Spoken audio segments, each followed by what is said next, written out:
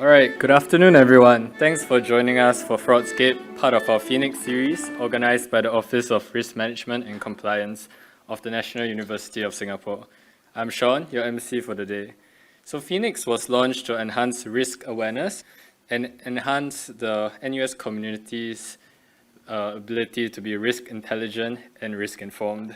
So Phoenix is actually our ORMC's flagship content series, touching on contemporary and emerging risk issues. So a QR code will be shown on the screen, and it will be shown on multiple slides which you may scan to input any questions you may have, which will be answered during our discussion panel later on. So unfortunately, Mr. Jason Liu is unwell today, and he will not be joining us for the event. But don't worry, Mr. Paul Singh, Mr. Jeffrey Chin, and Ms. Jennifer Ong have plenty to share with everyone today. So let me go through some my admin things before we begin. Kindly note that photos and videos will be taken during the event and may be used for marketing and publicity purposes. If you have any queries, please contact our staff at the reception area. So before we begin, let me first go through the emergency evacuation plan. If the fire alarm sounds, please be alert and wait for instructions from the fire wardens. Leave the building immediately in an orderly manner as directed by the fire wardens, using the nearest safe exit route, and report to the assembly area. We must proceed to the assembly area, which is the NUS field in front of the University Hall. So a gentle reminder to not stop along the way to collect your personal belongings, do not use the lifts, and do not re-enter the building following evacuation until further instructions. Alright, so without further ado, let's introduce our first speaker, Mr. Jeffrey Chin. He's the Deputy Director at the SCAM Public Education Office Operations Department at the Singapore Police Force. He's a forensic psychologist by training, and he has served as a psychologist with the home team for more than 15 years. So in various roles such as operations support, research, and training. So his applied research interests include investigative interviewing as well as crisis negotiation. So Mr. Jeffrey, please.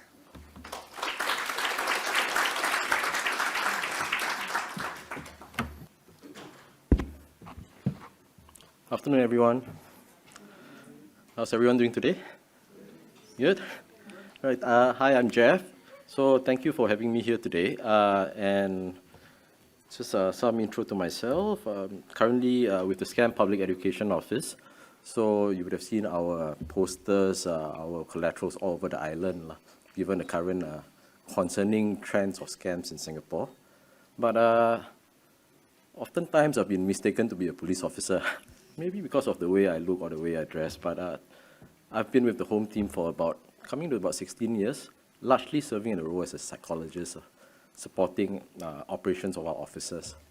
So I mean, if there are areas that you're keen on in terms of how do you interview someone, how do you tell if someone is lying, what's the research out there, we could have a chat after this as well, right? And so some of you who may be students in the crowd, I'm also currently a student pursuing my postdoc in investigative interviewing. So it's been challenging, balancing, but interesting area. So again, if you're interested in interviewing, deception, let's have a chat after this as well. Okay? But for this presentation, for the next about 20 odd minutes, I'll be talking about scams in Singapore. I think all of you will be aware that there are scams in Singapore, so I'll dive a little bit deeper. What are the common types of scams? How can you be familiar with the different signs? Also about how can you stay safe? So I'll introduce some resources towards the end of my talk as well, things that you can install on your phone so that you can block scam calls. If you're unsure, there are certain numbers you can call to check, hey, this approach, is it a scam or not? Right? So I'll introduce some of this towards the end of my sharing. So scam situation in Singapore, you would have seen the news. It's quite concerning. The first point here, major driver of crimes in Singapore. Internationally, it's not limited to Singapore. It constitutes close to 40 to 60% of all crimes in quite a number of countries. So in Singapore, it's more than 50% of crimes in Singapore. As you know, Singapore crime rates are generally quite low, but scams are shooting up. Yeah? So you can see here, 2018, 2022, the numbers have gone up quite significantly, fivefold.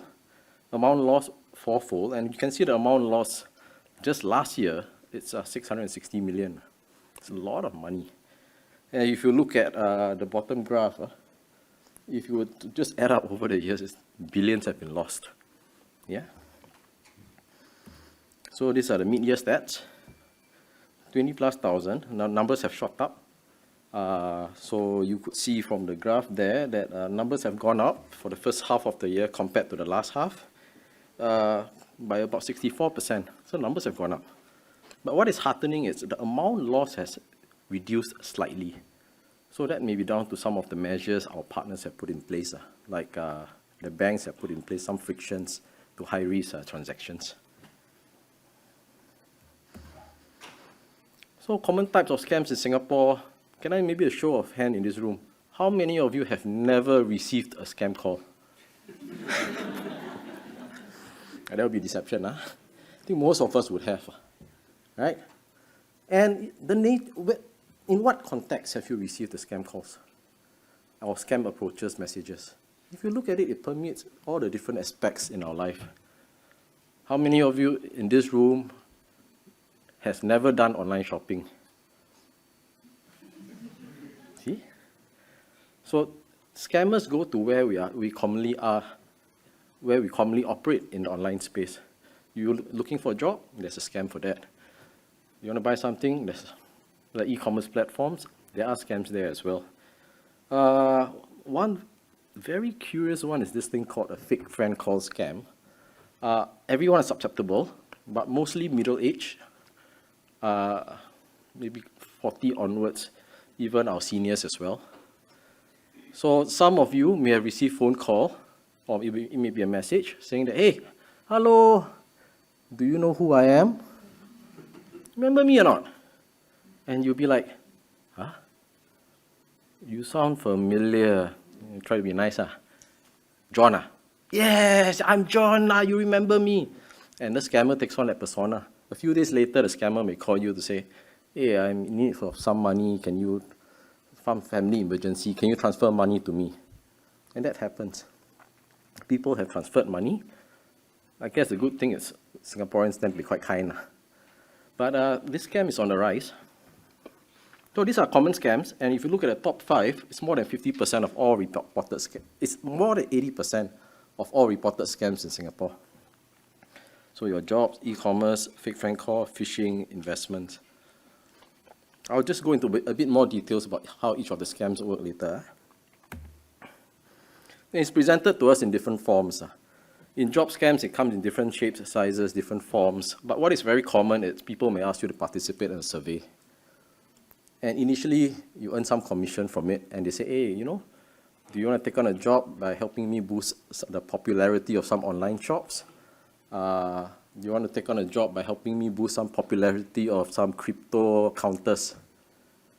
And you might get money upfront. You might get a small commission upfront for completing some jobs. And then they'll say, hey, in order to do more jobs, you need to put in your own money first. And as you take on bigger and bigger jobs and you put in more and more money, you can't take out your money. You've been scammed. So that's how they get people involved, like in job scams. You see in e-commerce, fake friend call, investment type. How do they contact us? They contact us, if you look at Singapore itself, high rate of digitalization. This stat is pretty surprising. The one in green is a bit small. It says that number of mobile phone users is 153%. It goes to show that actually in Singapore, some of us have more than one handphone. It makes it easier to scam, like, got so many handphones, right? But also, if you look at the channels that the scammers use to approach us, it's no surprise. They are on the platforms that we commonly are. Messaging platforms, social media, phone calls. In terms of who fall praise, I think the key message here is that everyone is vulnerable. And contrary to popular beliefs, that actually is the seniors. The stats actually show that youths are more vulnerable, which is quite surprising. But after you look deep into it, it's not as surprising. If you think about it, youths are digital natives. Online every day, every hour of the day. So if you're in a space where there's quite a fair bit of scams, and you are very confident operating in this space, at times you might get complacent. At times, when you're in a space where it's quite dangerous, there's a higher risk of you falling prey when you're not alert as well. So after a while, it may not be that surprising, this trend. So 2 key messages here. 1, everyone is vulnerable. We have seen cases from those who PhD, highly educated lawyers, government officials, and so on and so forth. Even those who are familiar with scams. I myself almost kena. I received a call one day saying that, hey, there's a suspicious transaction on your account. And I was like, oh, okay. And I'm from the bank. This is DBS. Okay, so what do you want me to do? I just need you to make a police report. Sounds straightforward enough. I just need to call my colleagues. So, okay, how do I go about doing it? And they told me call this number. They transferred me to CID. That's the first red flag. Because banks don't transfer you to police agencies. They don't have that close a link. And then they tried to get my details, your full name, IC number, blah, blah, blah, your bank account number. All I said was, the bank transferred you, right? Talk to the bank. Right, why must I give you, because you guys are so close? I think that's when the scam got unraveled and they stopped bothering me. But it happens to everyone. I think that's my point. So you got to be alert, right? Common scams, e-commerce, how it usually works is you go on e-commerce platforms. It can be on Facebook. So you might see an ad, you're keen, you approach the seller, and the seller say, okay, can you pay now to this account? And you do the pay now and you don't get the goods. But more recently, something a bit actually quite insidious is the scammers will send you a link to your WhatsApp. Can you click on this link to download an app to make payment or to make booking? And when you do that, you actually download an application, you actually put in all your details when you make bookings and all this, or you make payment, your bank details and all. But that app contains malware. So essentially, you are opening the door for the scammers to access your phone. And when you will key in your bank account number, your credit card, that CVV number, scammers can see. And that's how they steal your details. So that's a trend happening. And the key thing is, on platforms, MHA has done some research on and given ratings to platforms that are safer than others. So if you're keen, look at this thing called transaction safety ratings. Do a search on Google, you'll find it. It just basically tells you which platforms are a bit safer than others. Right? And also, if anyone were to send you a text message, hey, download this link, download this app from this link, never do it. Only download from official app stores. Because most of the apps in official app stores, to the best of their abilities, would then be vetted in that sense. So if somebody asks you to sideload an app, that's a red flag.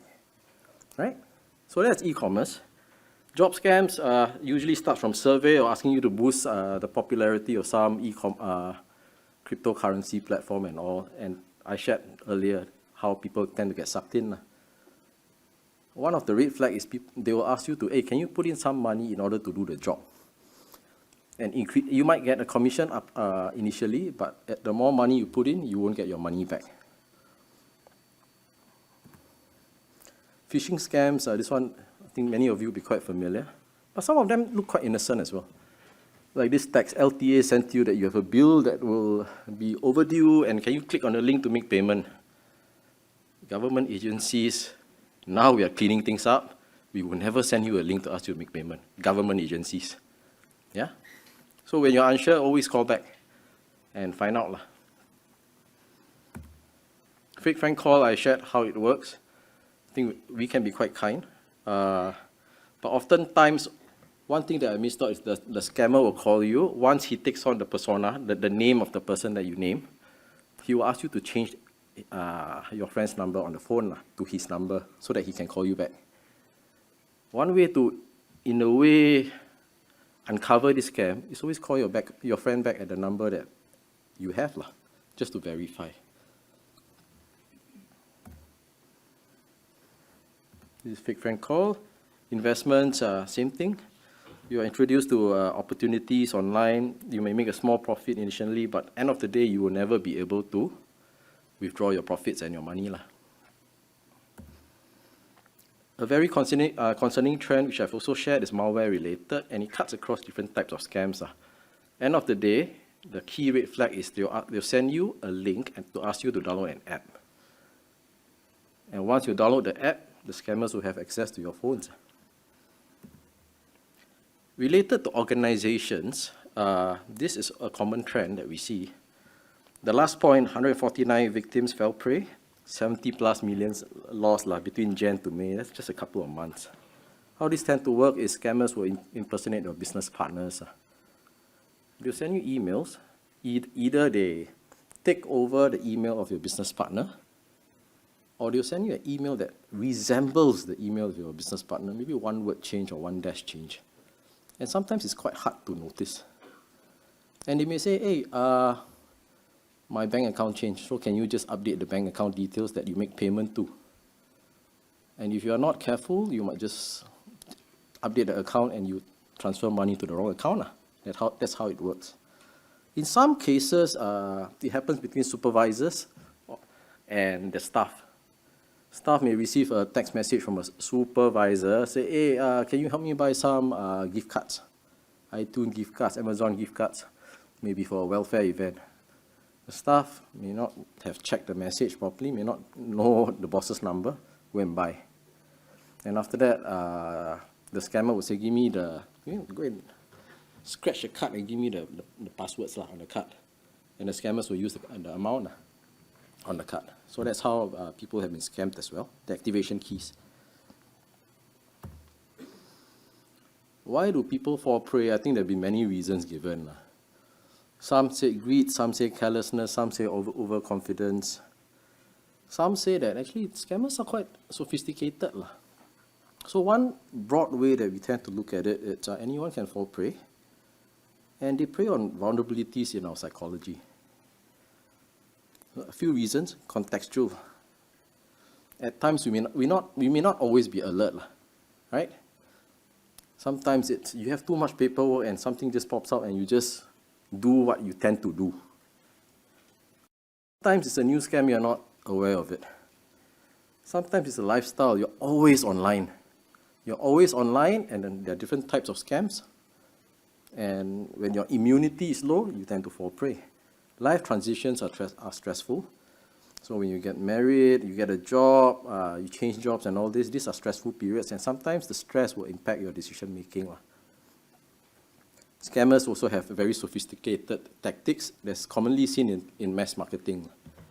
So without naming electronic stores, everyone buy TV? Anyone in the room don't buy TV? Have I? When you go to the salesperson, any one of you has gotten this sales speech. This one for you only. Last stock. I got 2 more for today, and it's $3,000. Other days will be $5,000. Limited time offer. You can see this in scams. Right? It's for you, it's limited time offer.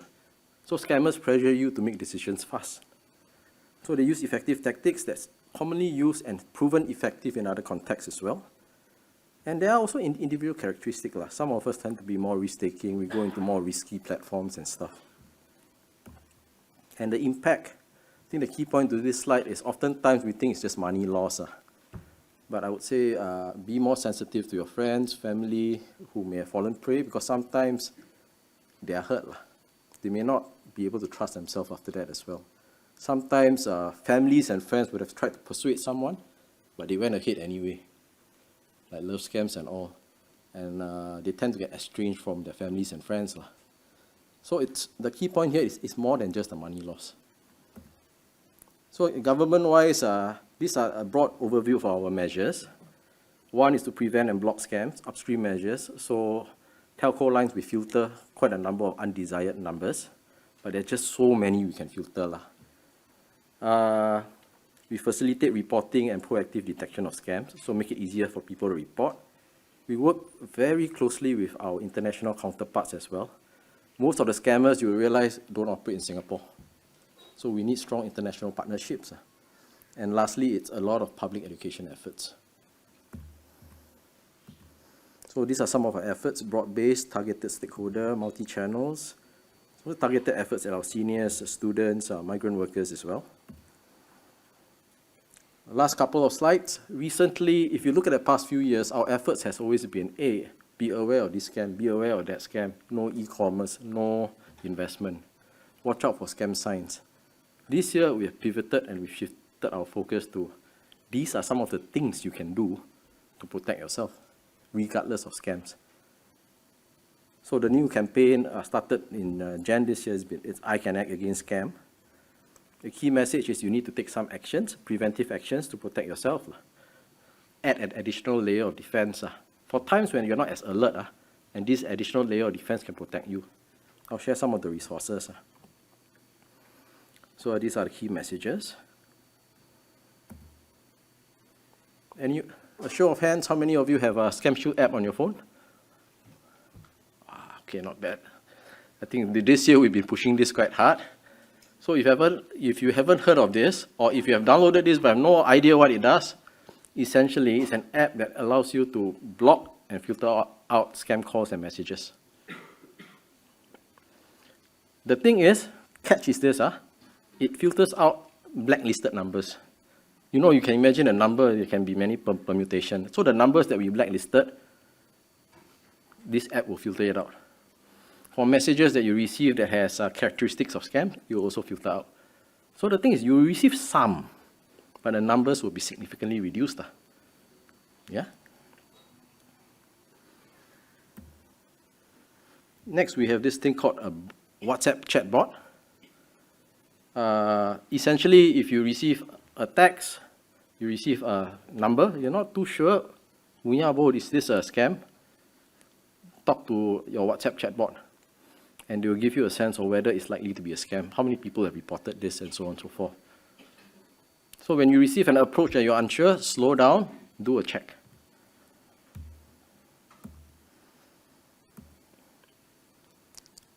I think 2 months ago, CSA came out with a list of antivirus, anti-malware apps that you can download on your phones to protect your phone.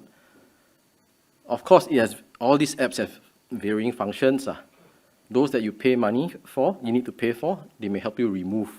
Those that are free may tell you that there's something in there, but because you didn't pay money, they don't help you remove. So again, different levels of functions. But these are the apps that have been tested to at least tell you whether there's malware on your phone. So if you're keen, go to the CSA website, just type antivirus apps Singapore CSA, and at least install something on your phone to protect your phone.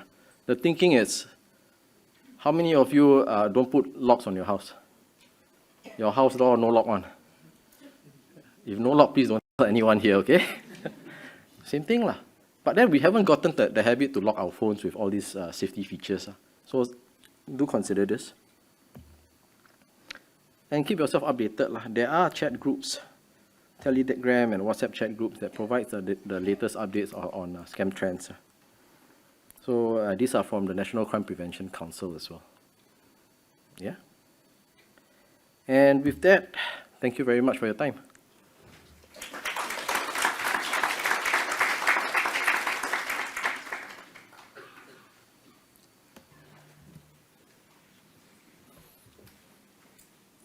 Thanks, Jeffrey. I hope everyone has learned more about protecting ourselves from scams. Now, let's give a hand to our next speaker, Mr. Paul Singh, a certified fraud examiner and risk manager at Amazon. Paul is a senior operations management executive with broad-based experience in fraud prevention, risk mitigation, and case management within the private and public sectors, spanning over 14 years. Paul is currently in risk management in the technology sector, where he strategically handles high-impact brand-related incidents. Mr. Paul, please.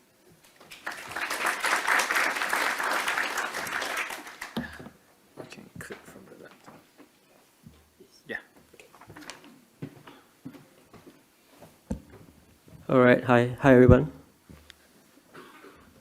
Okay, so little fun fact about me: I used to be from the police force, but unlike Jeff, I was a police officer. Yeah, and my last position I was in the anti-scam division of the police force. Yeah.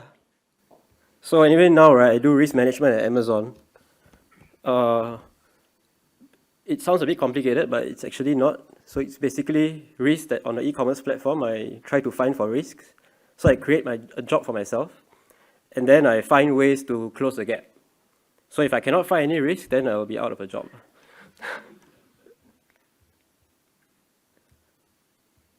Right, without further ado, let me just dive right into what I'm going to cover today. Risk management, right, or rather internal fraud, right, what I'm going to cover today. It's quite difficult to cover within 20 minutes, but I'll try my best. So I have divided my sharing session into 4 broad areas. The first part will be the psychology of employee fraud. A caveat, I'm not a trained psychologist, so that will just be a very brief part. All right, the next part will be indicators of internal fraud. So what exactly are present in businesses, that you can sort of identify that, oh, these are red flags. Next will be what measures can a business take, or any organization really, as to how to prevent such occurrences from happening. And last of all, I'll just do a very quick case study. It's from a case from the time I was in the police force. Now, psychology of human fraud. Of employee fraud, sorry. So why do employees commit fraud? And this just isn't for employees, it's for anyone really who commits crime in general, commits fraud. So there's this hypothesis, and it's not by me, but this is a widely accepted hypothesis called the fraud triangle. So this is sort of posited by the Association of the Certified Fraud Examiners. So basically there are these 3 factors here: pressure, opportunity, and rationalization. So the hypothesis or the theory posits that if there's one or more or confluence of this, then it is more likely than not that employees may commit fraud. So what is pressure here? Pressure refers to internal pressure. If a person is under financial strain, more likely than not try to find ways to get more money. Emotional pressure. If a person, you have goals, you have ambitions in life, and sadly, in life, you may not really get what you want, right? Maybe you envision that in 5 years' time, I will own a private property. But then in 5 years' time, you realize that, oh, I'm nowhere near, my income is not hitting that level. I aspire for more money, and that's exactly what it refers to here. And personal. So it says here, personal habits, right? Addiction to certain habits. So one that comes to mind and one that I've seen quite a lot during my time in the police force is gambling, right? So if a person is a gambling addict, right? The thrill of winning. So as long as you win, it's fine. The moment you start losing, then they want to get that feeling of winning back again, and they need more money to sort of recoup their losses. And if you don't have enough money on hand, then that's exactly what it refers to here, the personal pressure. Opportunity. When it says here favorable environment, it refers to the place of employment, right? What kind of controls are there? How easy is it for a person to commit fraud and get away with it?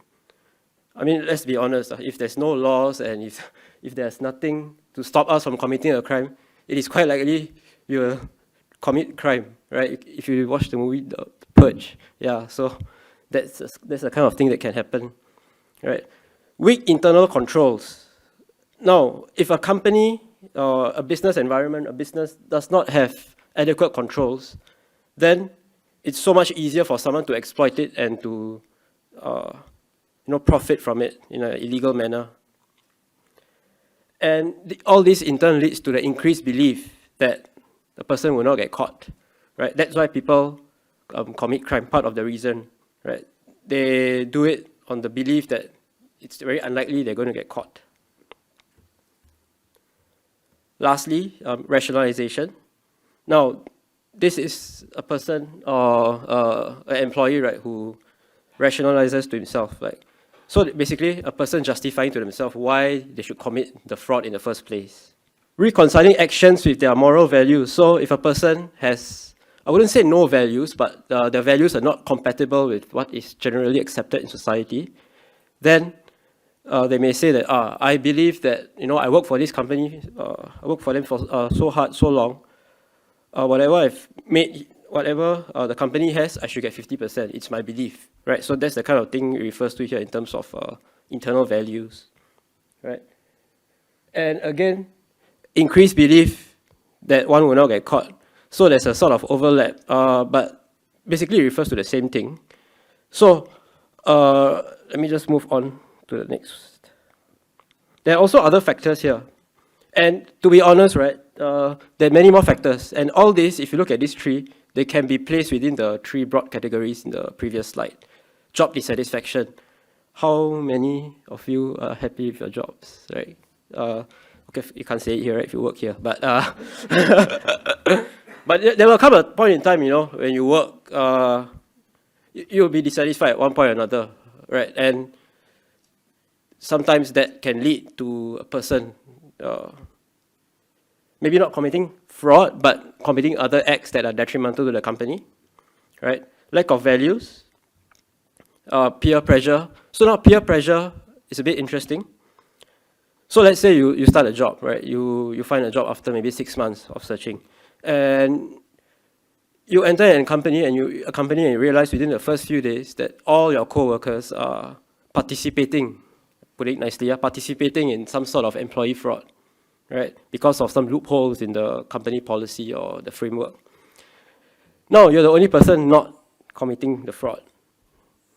Now, if you have a choice, right, you can say, I'm not going to do it, but what's going to happen then? What's the implication? You're new, everyone's going to be like, you either, you're with us or you are going to just tell on us, right? And then you become ostracized. Or you can whistleblow. But whistleblowing is a whole other complicated thing altogether, right? So that's why it refers to here, peer pressure. If you end up in such an environment, I would say it's quite challenging, to sort of move away from what is considered acceptable in the environment you're operating in. Okay, indicators of internal fraud. So what are the warning signs that a fraud is potentially occurring in an organization? There are 5 here, which I'll go through in greater detail in the next couple of slides, but frankly, there are many more. These are just some of the main, I would say, red flags. Right? Inconsistent financial documents, changes in personal behavior of the employee, unusual business claims filed by the employee, poor cash handling procedures, so this would mean the poor internal controls of the company, and a lack of checks and balances. Now, inconsistent financial documents and activities. If you see here, signs of alteration or forgery or missing documents. So what does this mean? So a person makes a claim, right? And the documents that they use in support of their claim, maybe the receipts or the invoices, you start seeing certain telltale signs where it just doesn't add up, right? Maybe, for example, if it's a vendor that you consistently use, if you see over time that the employee is starting to submit invoices that there are some very tiny, very minuscule amendments, perforations, or some differences, then that itself could be a red flag and requires a further check. Unexplained variations in revenue. Unexplained variations in revenue and expense documents. So this boils down to accounting, right? And it will depend on your accounting teams, your audit teams. How can they catch this? Now, changes in personal behavior. So this is something that you can't really tell if you work in a very digitalized workplace, but if it's a very physical workplace, human-to-human interaction, then this is something that you can see. Now, refusal to take vacation. So before I entered the fraud space and all that, right, I first learned this, like, what's so bad about a person refusing to take vacation? Isn't that like a dream employee? Right? Yeah, but I mean, there's a reason. So if you are of a certain level, you have certain access to certain financial aspects of the company, right? And it's when you're on vacation, then you are not in control of those processes, and that's when companies can do audits. So if a person steadfastly refuses to take vacation, then that itself should be a red flag. Or he could be a model employee. Yeah. Person living beyond their means. display of unexplained wealth. So if you see an employee or a colleague suddenly coming into the office, driving a Bentley, and they make maybe $6,000-7,000 a month, now that is what is meant by display of unexplained wealth, or suddenly wearing luxury watches. Dramatic change overnight, in terms of how they carry themselves in that aspect, right? So that in itself could be a red flag, or maybe they struck 4D or jackpot, right? Again, that requires a further check, but that is a red flag. Now, person overly secretive about work or personal life. I'm also a bit of an introvert, so maybe this might apply to me. But again, when I say it's a red flag here, right, it's not all the time. You have to really assess the situation. Now, if a person is quite secretive about his work life, and especially if he's in control of certain processes at work where maybe he approves certain claims or he approves certain expenses, now then that could be something a company would want to look into a bit further, maybe a bit discreetly. Unusual business claims. Now it says here unexplained multiple small claims. So again, it really depends, right, on the nature of the business, the nature of the claimant, the person filing these claims. If he's in the side of the business where it's normal for multiple small claims, right, maybe because he deals with many different vendors and the expense in relation to each vendor is quite little, then maybe that's not a red flag. But again, this will very much leverage on a company's behavioral analytics mechanism, right? How do you deduce whether this is a red flag or not? Yeah, but generally, this is accepted as something that may require a further check. Lack of proper documentation when a person is filing a claim, for example, right, to get money from the company, right? Using companies that are difficult to verify.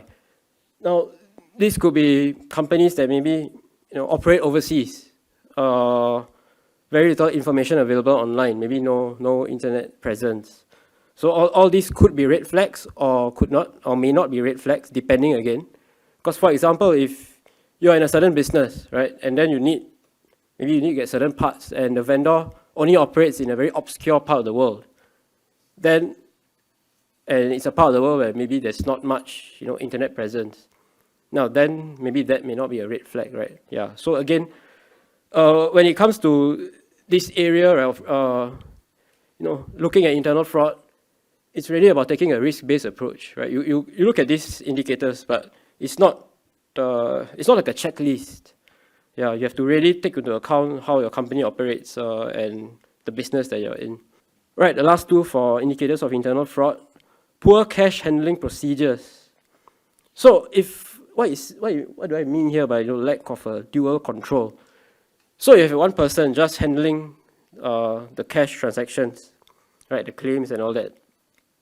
So there's no one to check him. There's no check and balance, right? Now that could lead, if that person is dishonest, right, could lead to a lot of problems. Dishonest or incompetent, right, could lead to internal fraud occurring. Inadequate reconciliation, okay, if it's not done regularly, and inadequate cash handling training. So it will also depend, right, on the competency of the employees, maybe within the department that handles employee fraud or internal fraud, as well as other people involved in the process. Okay, the last one for here, lack of checks. So no segregation of duties. Some companies do this because save money, right? Just overload one guy with a lot of responsibilities. The upside is you save money, but the downside is you may lose even more money, right? Yeah, and no dual authorization that ties back to not just cash handling procedures, but when you need someone else to sign off on certain processes, certain expenditure, then at least there's a sort of check there. But of course, if you have two people who are dishonest, then it's a bit more tricky. Now, no or little oversight. So in terms of oversight, right, if let's say I'm an employee. I have a certain degree of control in terms of expenses maybe in Singapore. I work in an MNC. I am not talking about Amazon, right? This is just a hypothetical scenario. And then there's very poor controls. They just give me a budget, they just let me run my side of the business here. And there's no oversight from maybe my parent company in the United States, right? They don't really care, they don't have the time. Now, that breeds a very fertile environment for internal fraud to occur. Yeah, and lastly here, poor whistleblower mechanism. Whistleblowing is quite I would say quite a very complex thing in my opinion, right? Even if a company does have a good whistleblowing mechanism, how many of us are willing to take that step up, right? Especially in a sort of Asian context where it's not really that common, right? You come up and, in a very Singaporean way, you sabo, right, the rest of your colleagues. And then do you really think you might stay in the job after that? Because they can't sack you, right? But you will be maybe ostracized and stuff like that. But that's another problem. Now, the thing here that refers to is the company doesn't have the mechanism in the first place. I now see a lot of fraud occurring. I'm an employee of the company. Maybe I have no friends. I don't care what happens to me after that. I just want to report this, but they just don't have that tiered framework, right? And that in itself breeds opportunity for internal fraud and essentially any other type of conduct that is detrimental to the company's interests. Now, those are red flags, right? Now, next up, how do we develop an effective control system? Okay, now I'm just going to these are the three main points that I'm going to be talking in greater detail. First one will be effective risk assessment, right? How do we conduct risk assessment in terms of a business or an organization? Next, how do you build a strong enough system that can withstand changes in personnel? Employees come and go, right? If today you have a very good employee, but not a very good system, not a very good framework in place, a very dedicated employee, yeah, maybe you can still get away.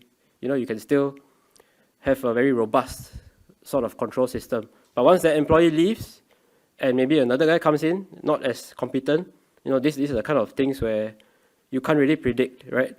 But one thing you can do is to make a system as strong as possible. And lastly, to build up a robust investigation capability. Okay, let's look at risk assessment.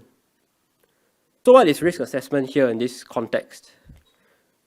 Now, you want to identify what are the vulnerable areas of the business, right? And again, the emphasis here is taking a risk-based approach, right? You cannot build a system where you're going to apply the same controls for every single area of business. It's just not sustainable and it doesn't make sense.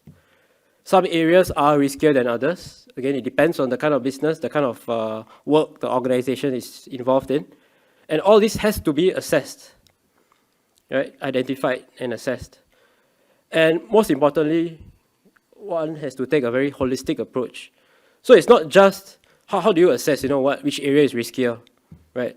You have to look at it holistically in terms of not just that microscopic part of the business, but the overall. How does this affect the overall nature of the business?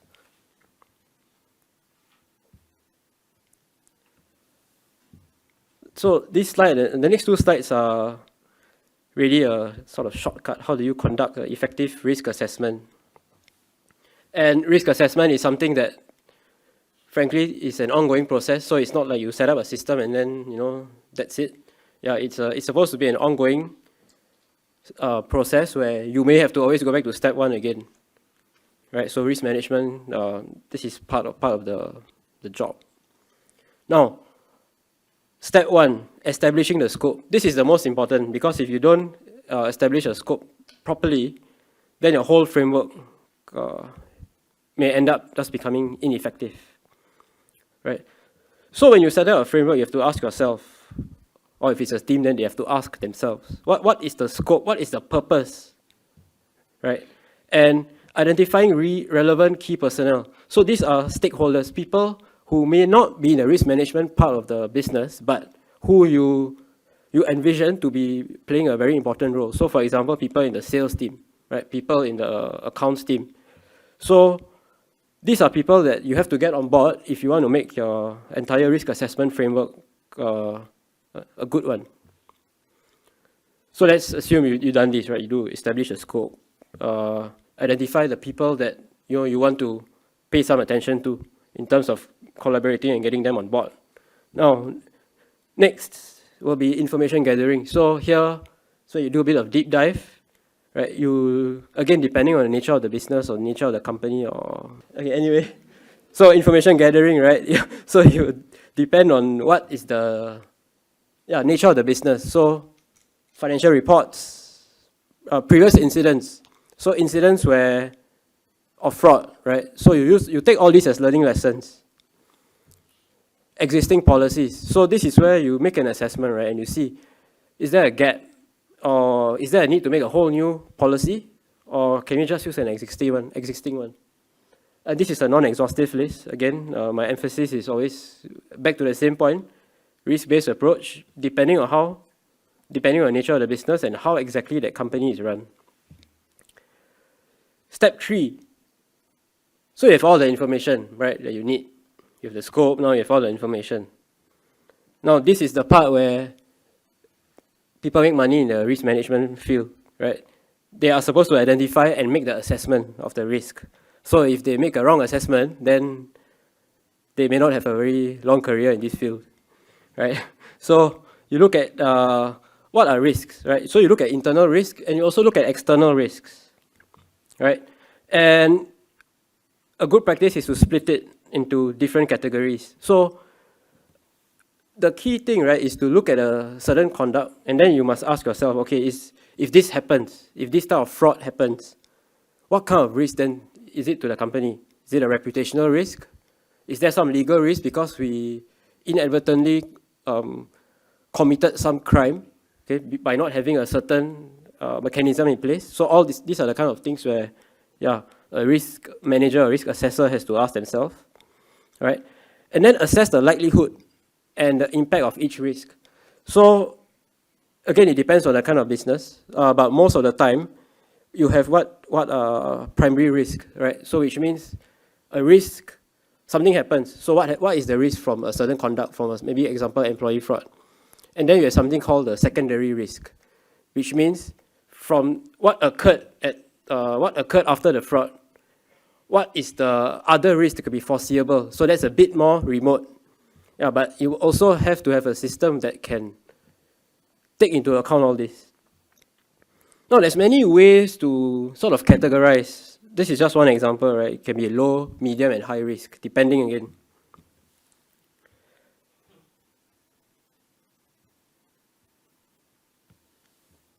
Now, after identifying all the risks, you lay it out in a certain framework. Then, how do you come up with an effective framework? How do you come up with something that can actually mitigate these risks, prevent it from occurring? And this is stage 4, root cause analysis. So what is causing each specific risk to exist?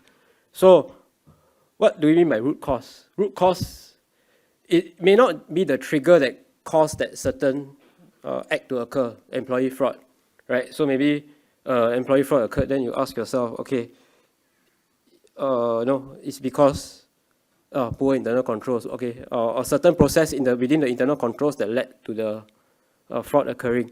But it's beyond that, right? You have to ask yourself what led to those conditions being there in the first place. So you have to keep working backwards, right? From a conduct happening, and then you work backwards.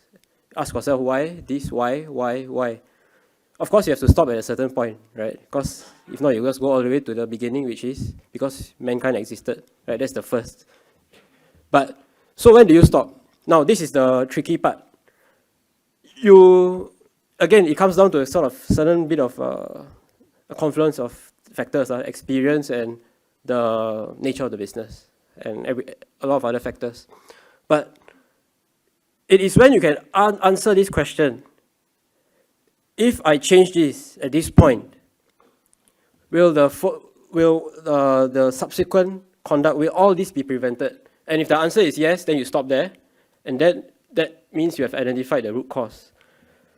For employee fraud, if it's a small company dealing with very, very specialized business, I would say it's much easier, right? But if you're operating an MNC, operating a very diverse set of business, then it gets quite complicated. Next, now you have the root cause, you have the risk. Then what do? You have to identify the strategies. Now, how do you identify these strategies? How do you develop? Right? It's about taking a very customized approach to each type of risk, right? And developing preventives. Now, and contingency plans and all that. But again, it has to be borne in mind that you can create this system. The aim here, right, is a realistic aim is you cannot completely prevent, right? But you must, to a large extent, mitigate, right? So all these strategies, when you develop it, you have to look at the capabilities of the company in the first place, right? Is the strategy you want to implement feasible? How much resources are involved, right? And that's where you got to like reallocate your resources. Like, okay, higher risk one, we have to take you have to dedicate more resources, for example. And the last stage, which could be one of the most difficult one, integrating it into the business, right? So all these questions have to be asked. What's the risk appetite of the business, the management, right? How much are they willing to sort of, manner of speaking, swallow the risk, right? So again, it depends. Some risk, every business, right, there are some risks that they're accepted that it's going to happen. So it's okay, we'll deal with it. But there are some risks where it's a higher risk, right, it's not acceptable. Yeah, so each business would differ because humans are all different. Now, the third point here, you see, work with affected teams to integrate them into the process. Yeah, so it goes back to step one, right, where identifying the key personnel, relevant stakeholders.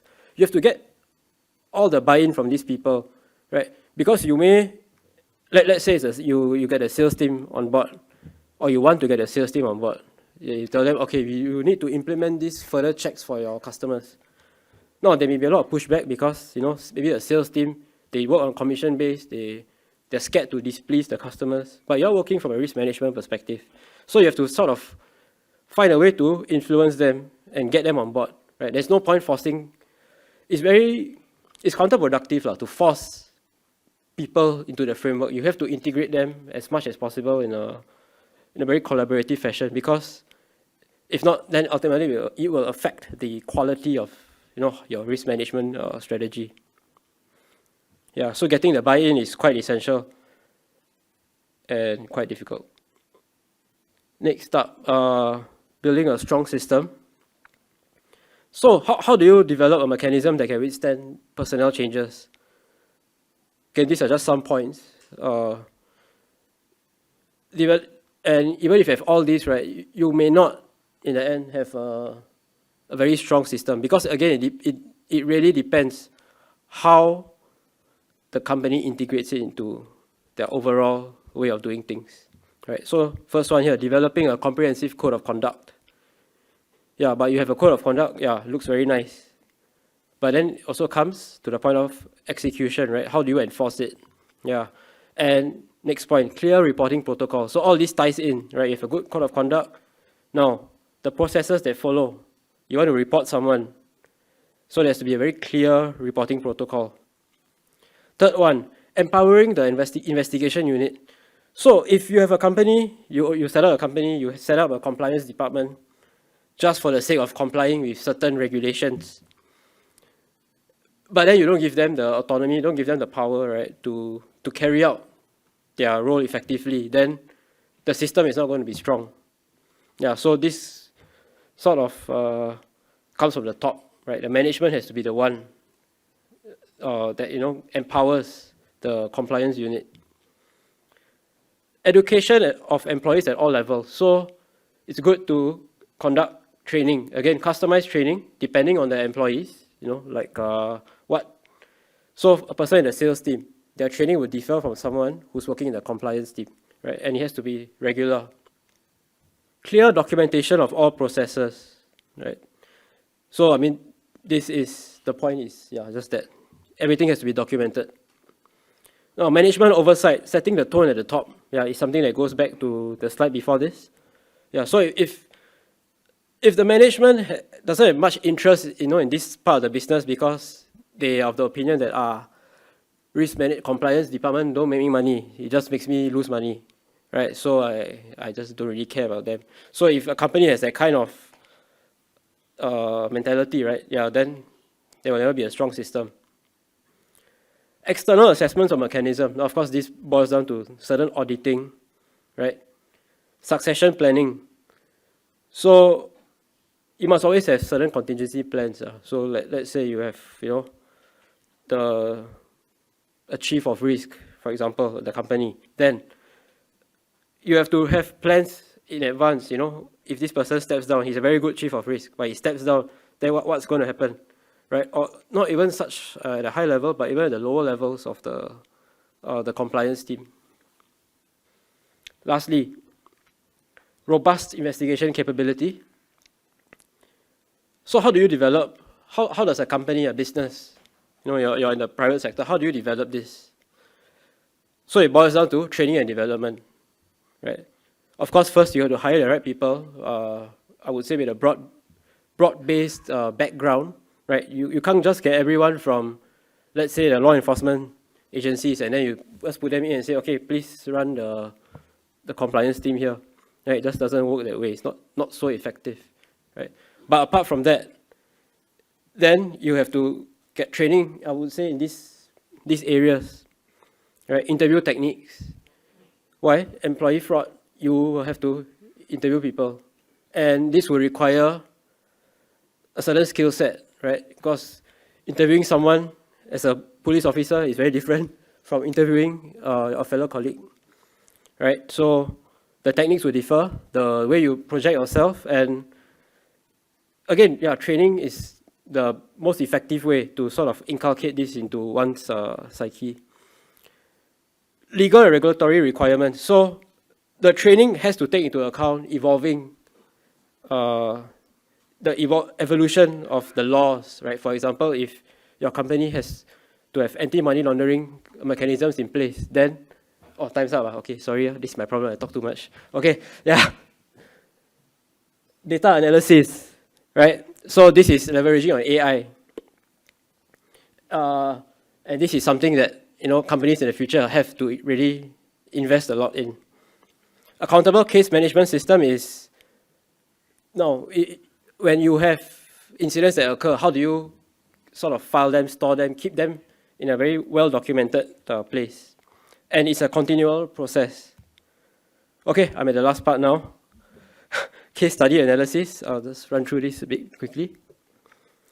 So the facts are this. This was a case. This was actually my first case when I moved into commercial crime investigation.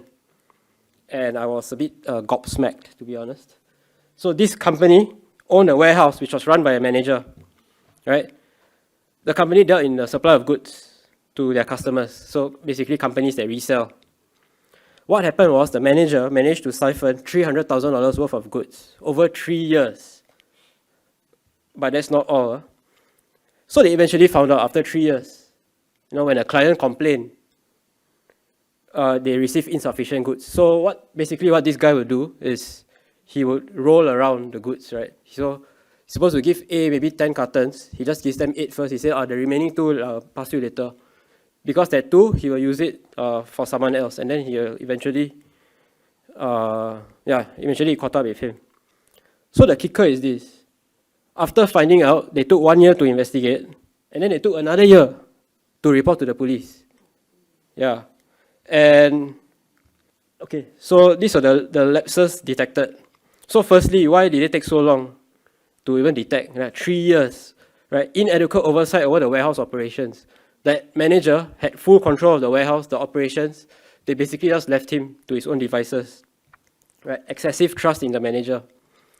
So I remember when I got this guy, when I arrested him, it was pure relief. Because he told me he couldn't understand why it took so long.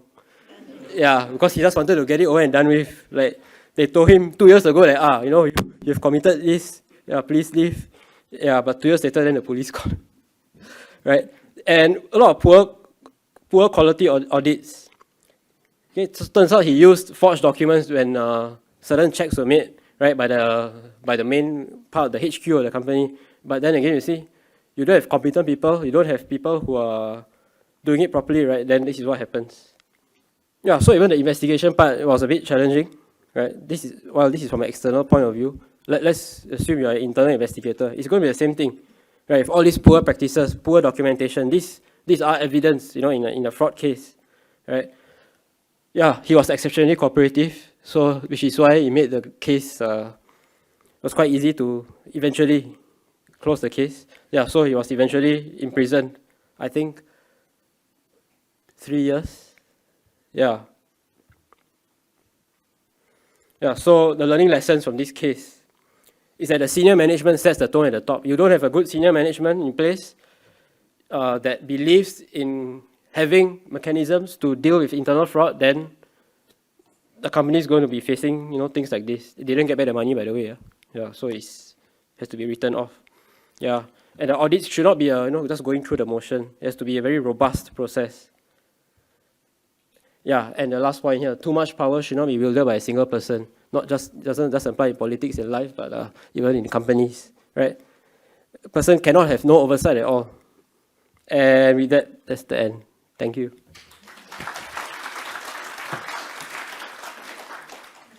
May I now invite Dr. Peck to deliver a closing address.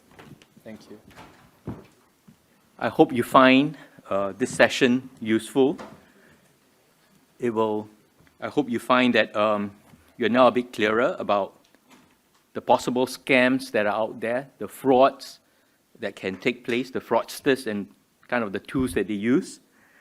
I'd like to conclude by just summing up with these 3 points. One is, firstly, NUS have robust internal control system, and I touched upon that earlier in the Q&A. The second point is be aware, because you can be scammed, either as individual or you are acting in a role as NUS employee. You could be scammed, and sometimes it's really through no fault of yours, because the fraudsters and the scammers are so sophisticated now. They could hack our vendor system. They could come to you as masqueraded. The scammers can masquerade as a vendor, a legitimate vendor that you have been liaising with for your next purchase, for example, or a big purchase that you have done in the past. They could intercept their email, and they could write to you, and you would be fooled thinking that they are indeed the vendor that you're talking to. So be aware of that. So you need to really be careful, be on guard, to check against possible scammers and fraudsters like these. The third situation is when third parties are scammed using NUS as the bait. And I've come across a case where a third party, a vendor, a pretty well-known company, came knocking on my door. It was during the Christmas break. They were kind of desperate. They need to look for somebody for help. Because they have been scammed, they have been instructed to send goods ordered in NUS name to an overseas location. Right? So they sent the goods, and they couldn't collect payment, obviously, right? Because we didn't order the goods. And they were pretty sophisticated, the scammers. So we asked them to report the case to the police. So these are the 3 situations that can happen to us as staff of NUS, right? So first is don't even think about the internal fraud to commit, because we have the checks in place. Second point is, if you need to be vigilant to protect against being scammed, either yourself or as an employee of NUS. And the third one is we all need to work together to be very mindful that the scammers could also use NUS as a bait to get other people, for them to cheat other people of the money. With that, we'll conclude this session, and I hope you had a very meaningful time spent with us here to learn more about fraud and scams. Thank you.